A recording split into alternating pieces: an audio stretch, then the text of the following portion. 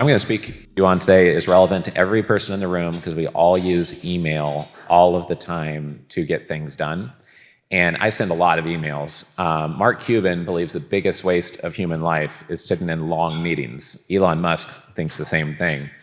And Mark Cuban believes that you can get almost anything done you want to get done in a meeting. You can just say it in the email, and he can handle it then when he's on a flight or at 4 a.m. in the morning or on a weekend if he feels like it, and not be on a long Zoom call hearing someone verbally talk, and then he has to think in real time with something smart to say back. If it takes more deep thought, he'll take deep thought and answer when he wants to. If it's not important to him, he doesn't have to audio listen to it. He can skim it and say, no, not important to me, right? So he loves email.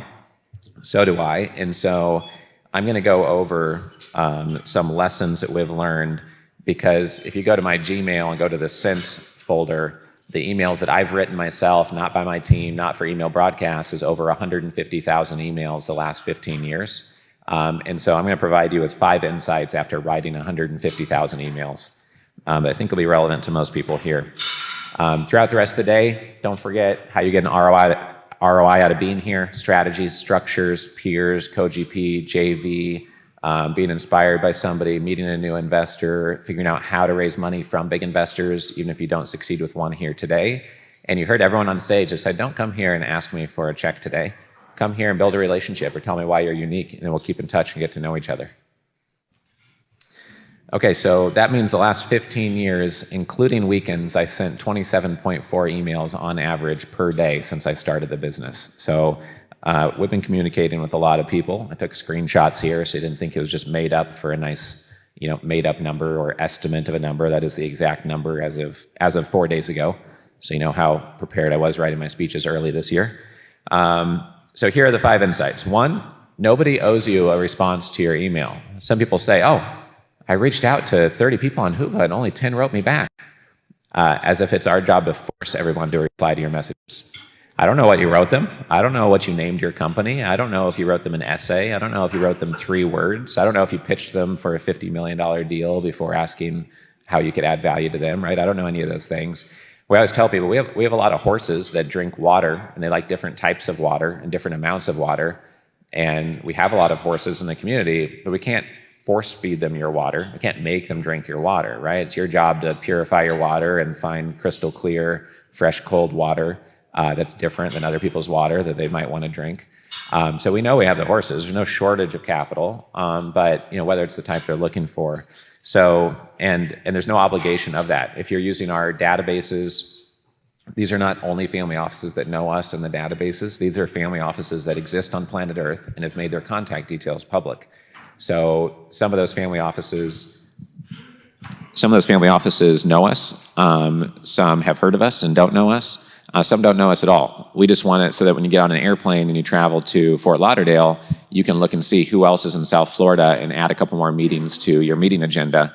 And then that way you make a more productive trip out of that and build a real relationship. That's the way to use a database, is build real relationships. And that's the point of coming to an event, is build a real relationship, not to try to close somebody right now here today. And the same goes with phone calls, text messages, et cetera. No one's obligated to reply, so you have to think, how do I make it so that they can't help but reply? It's in their best interest to reply, because what I'm telling them is going to be so helpful to them that they're like, oh, out of all the messages coming at me, that is the most helpful message that I got today. And an example of that is when I moved to Arizona, I found someone who had 19 locations. So I went to go get my car serviced, and I liked their business model of subscription. And I said, oh, that's interesting business. I went to their website. They had 19 locations. I figured out who the owner was, LinkedIn messaged them, and then said, I have an investment structure so that every time you open a new location, you don't get diluted on your equity, and you could raise the capital you need. And I emailed both of the brothers who owned the business cold on LinkedIn. They both messaged me back the exact same day to have a phone call, not knowing the other brother had been messaged as well. And I wrote them a sentence and a half. I talked to them. Turns out they had sold their business for over $100 million to Goldman recently, and they were starting another platform. And so it's just an example of getting a centimillionaire to reply to a cold message the first week you're in a new city is by adding value to them. We talk about that all the time. Number 2 is be concise. There's a story in the marketing world and copywriting world that Eben Pagan taught me, that if you want something really powerful, you need to get rid of all the noise and all the fluff and just get right to the meat of it all, and really get the sizzle out there. And so there's a line in the copywriting world, the writing world, that says, "Oh, I'm sorry I wrote such a long message. I didn't have more time to make it more concise." In other words, let me just throw up on this piece of paper and tell you a whole bunch of stuff, and then you can take a lot of your time reading it to figure out what we're doing. If you don't know what you're doing and you can't say it in a sentence, you're dead, because no one else is going to try to figure out what you're doing if you don't know what you're doing. And sometimes at a workshop, I'll teach that on stage at a 5.5-hour workshop. I'll talk about it for 15 minutes. Someone will come up at the end of the event and I'll say, "Oh, what do you do?" They say, "Oh, we do this, we also do this, and we kind of do that, and sometimes we do this," and they keep on talking and talking and talking. And if you can't summarize what you do in a single sentence that's super crystal clear and compelling, how do you expect them to communicate it to their spouse when they say, "Hey, we're going to hire $300,000 to this industrial real estate or this stem cell therapy center," or to their investment committee or their investment partner or their analyst, right? So super basic. A lot of people do not get that right, and it just doesn't do you justice if you have a lot of experience.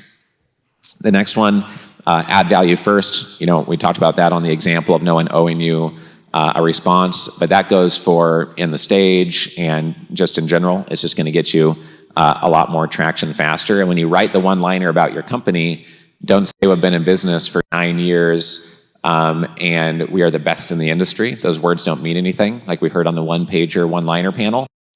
Have your one-liner be about how you're serving them, how you're adding value to them, and then they're more likely to respond. Number 4, this came up 2 or 3 times already in the event, is that the trust and the context wrapped around your message is more powerful than even the words you say. So if you got to meet for breakfast today with Michael Jordan and he gave you some advice, you would be super attentive, and the trust and the respect that would come from listening to whatever came out of his mouth is just so incredibly high that it almost matters more than the words he's saying. And so how someone got to know you, the context around you, the environment you meet with them in, the context through which they see you changes everything dramatically. So if somebody comes to me and they've been to one of our events and they had watched our 14-module mini-series on how to start a family office, and they read my book on how to start a family office, and then we have a conversation, it is night and day different than somebody introducing me at somebody else's event, not my event, to somebody who's ultra wealthy, and the person's like, "Oh, what do you do? Are you a wealth manager?"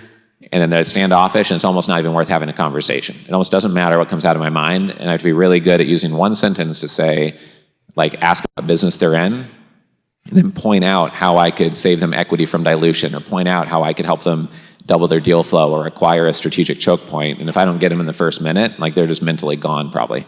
So that trust context through which people get to know you and first experience who you are completely changes everything. And that's why branding and positioning is really important.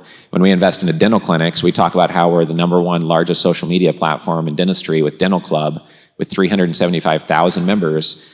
And when we have a booth at a dental clinic group, it's Dentist Investors LLC, and you go to dentistinvestors.com. There's no confusion over, "Oh, what's a family office club? You set up offices in people's basements or something?" Like, they'll just throw them. No dentist knows what a family office is unless they've sold their dental practice or whatnot, right? So number 5 here, most meetings can be replaced by technology to get a lot done faster. And we get a ton done through WhatsApp audio messages, through Slack audio messages. And I've just found that some clients highly appreciate that fluid method of doing business versus, like, every time you want to talk to them, you want to get on a Zoom call or a phone call. Some people just do not have time for that. And it's just painful. And they say, "Oh, no, I'd really prefer," some people will say, "Well, I need to see the deal over email first." "No, I really need to have a phone call." And they just demand that it's over a phone call. And then it's just like, okay, well, then I guess it's a pass. If you literally are not able to write down what you do or what it is, then why should I invest my time in listening to it? This might be a waste of both of our times, and I could save that time by scanning it in 30 seconds and telling you that that's not an area for us, and we're happy to keep you in mind.